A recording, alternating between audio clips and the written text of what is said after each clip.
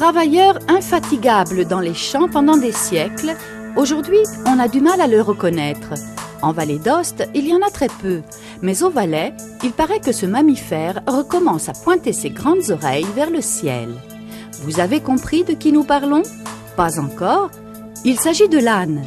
Pour en savoir plus, nous nous sommes alors rendus à Daillé-Grosne, dans le Valais, dans l'exploitation agricole de Paulette Fontana, qui gère un élevage d'ânes.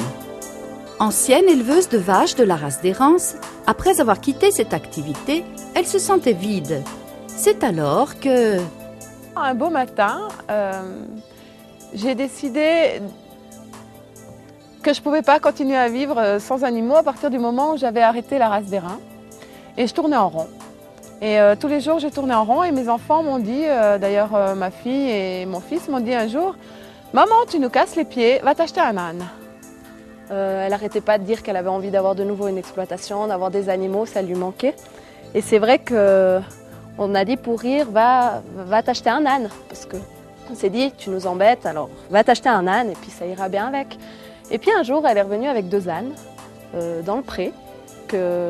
Voilà, on a été très surpris. On ne pensait pas qu'elle allait le faire, mais bon. Et puis voilà, puis c'est parti comme ça en fait. Je suis arrivée avec Cadichon et Sissi à la maison.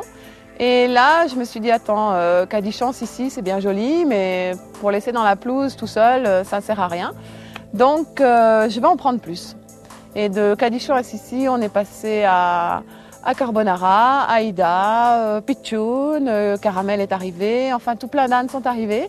Et c'est comme ça que ça a démarré. Aussitôt dit, aussitôt fait. Les ânes ont commencé à se multiplier et bientôt, la passion est devenue un travail, entraînant la naissance de l'exploitation agricole. C'est l'exploitation que j'ai construite il y a maintenant environ 3 ans. Mais il faut dire que ça fait quand même 5 ans que j'élève des ânes maintenant. Il leur fallait un abri, une écurie, alors on est chez les ânes. Alors voilà mes bébés. Enfin mes bébés, où a passé le deuxième? Aristote? Kalinou, tu viens? Voilà, Aristote, c'est un âne de 3 mois. Sa maman se trouve de l'autre côté. Il est séparé de sa maman justement pour la traite. Parce que pour pouvoir traire une ânesse, il faut qu'elle voie son ânon, mais par contre, qu'il ne soit pas avec elle, parce que bien sûr, il lui prendrait tout son lait. Alors Aristote est un bébé de 3 mois qui maintenant peut vivre la journée sans maman. Mais le soir, c'est sûr, il la retrouve, parce qu'il est important qu'il puisse téter jusqu'à l'âge de 8 mois. Là, on a Kalinou. C'est son frère de cœur. Il a le même âge, il a également 3 mois et sa maman est également là-bas pour la traite. Et le même sort pour Kalinou. Il est obligé de rester la journée à l'extérieur de maman et la nuit, ils seront réunis de nouveau. Voilà. Et ce sont des ânes très, très, très sympas. Aristote est un âne au nez noir. Vous voyez que les ânes, en principe, ont le nez blanc. Ça, c'est une particularité. On appelle les ânes au nez noir, on les appelle les ânes bouchards. Donc on dira, pour un éleveur qui s'y connaît un petit peu, il dira « Ah tiens, voilà un bouchard ». Pourquoi? Parce que la couleur du nez. Alors là, c'est mon écurie, l'écurie des ânes. Une partie au sec à l'intérieur pour le matériel et à l'extérieur pour les animaux. Les ânes, il faut savoir, ils vivent en stabulation libre. C'est-à-dire qu'ils font comme ils veulent, ils vont dedans, ils vont dehors, c'est vraiment eux qui choisissent. Ils sont plus souvent dehors que dedans. En hiver, il est clair qu'ils développent une énorme fourrure, un énorme poil, on dirait des lapins, tellement ils sont recouverts. La neige, ça leur fait pas peur, ils n'aiment pas trop la pluie, mais la neige, ça va. Et l'été, ils reprennent leur poil d'été, un poil ras, un poil sympa. Mais là, ils n'ont encore pas mué, vous verrez qu'ils ont toujours leur poil d'hiver. La robe des ânes est généralement grise, sauf sur le ventre. Le museau et le contour des yeux sont blancs, mais certaines races domestiques peuvent être à dominante noire ou brune. Chaque âne porte sur son dos une croix noire qui se dessine sur le manteau, appelée croix de Saint-André. Un nom particulier sous lequel se cache une légende. Alors, comme l'âne a porté Marie pour l'enfant Jésus, pour le remercier de cet effort, justement d'avoir porté Marie jusqu'à la crèche, Saint André, qui est un saint patron, a décidé de lui faire la récompense de la croix de Jésus sur le dos. Les ânes de cette exploitation sont de 5 races différentes. Provence, Bourbonnais, Andalou, Cotentin et Sarde. Le moment est venu de les connaître. Alors, je vous présente la maman d'Aristote qu'on a vue tout à l'heure, Aïda. Aïda est une ânesse de 12-13 ans. Je ne me rappelle plus très bien, là j'ai un blanc. Mais je crois qu'elle a 13 ans cette année. Et Aïda est ce qu'on peut considérer comme une très bonne laitière. Mais une très bonne laitière, ça n'a rien à voir avec une vache. Parce qu'une très bonne laitière chez les ânesses, c'est 1,5 litre par jour. Là, c'est vraiment une très bonne laitière. Sinon, l'âne produit entre 8 décis, voire 1 litre par jour au maximum. Entre les 4 et 6 traites qu'on fait dans la journée, c'est 1 litre, 1,5 litre. Elle, c'est 1,5 litre.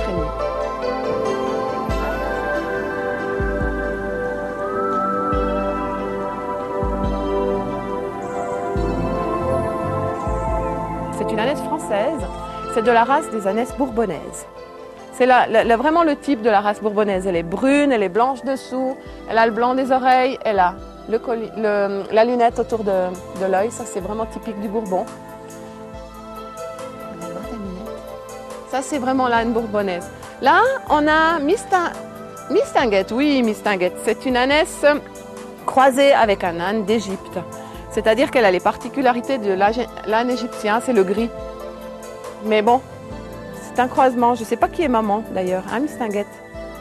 Et Mistinguett est une ânesse française qui nous vient du Périgord. Et Mistinguett a 5 ans. Alors là, c'est une ânesse ici qui s'appelle Mitsuko. C'est une ânesse de race sarde. Elle vient de Sardaigne, typique. Elle a l'œil, elle a le poil, la couleur. Tous les ânes possèdent la croix de Saint-André. Hein. Tous, absolument tous. Même les foncés. Hein. Mais vous ne les voyez pas parce que c'est foncé. Mais tous les ânes ont la croix de Saint-André.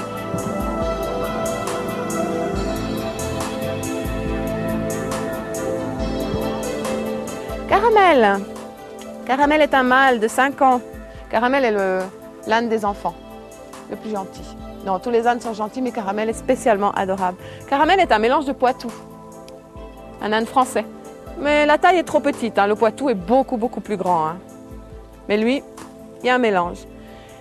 Et vous êtes ici à la ferme à Cadichon. Donc je vous présente Cadichon. Cadichon est un âne de Provence, typique.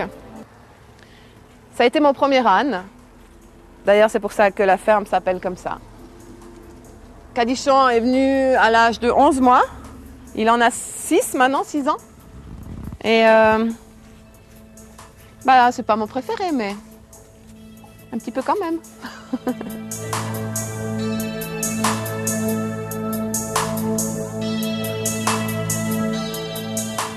Alors mon bimbo. Allô? Dis donc Bimbo, un âne de 12 ans, également un âne de Provence. Bimbo vient d'arriver, ça fait pas longtemps qu'il est là, ça doit faire 1 mois maintenant qu'il est chez nous.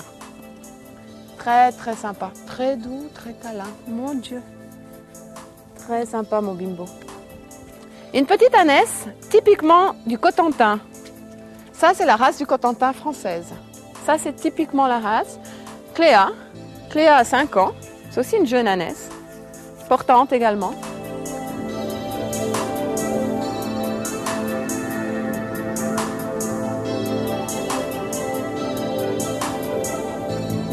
Lila est une ânesse bourbonnaise également.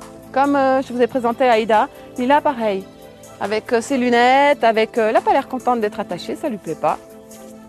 Tant pis ma chérie, tu attendras 5 minutes. Et voici Carbonara.